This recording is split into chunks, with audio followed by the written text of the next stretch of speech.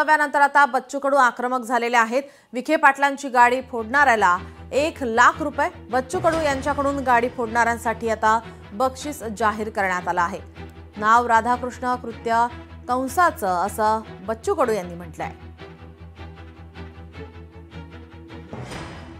नाव राधाकृष्ण ठेवायचं आणि कृत्य मात्र कंसाची करत असेल तर हे कंसाची औलाद हाकून काढा त्या पार्टीतून। तुम्ही तुमच्या मुख्यमंत्र्याला शेर द्यायला लागले का?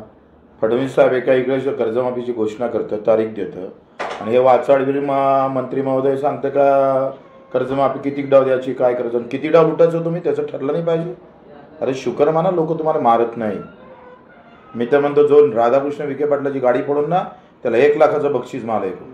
मी तर फोडणारच भेटला तर, पण हे नालायकी थांबवा, आम्ही सहन करणार नाही। 11,000 रुपये क्विंटलच्या भावाची शिफारस केली राज्य सरकारनं कापसाची आणि मोदी सरकारनं जाहीर केले 8,000 रुपये। लाज वाटते? आणि रोज संत्र्याचे बगीचे तुटते। एक साधी व्हिजिट, एखादा शब्द मुख्यमंत्र्याच्या तोंडातून आम्ही तर शेतकऱ्यांना सहन केला नाही पाहिजे। सडेतोड उत्तर द्या, काय होऊन गुन्हे दाखल होऊन ते पाहून घेऊ।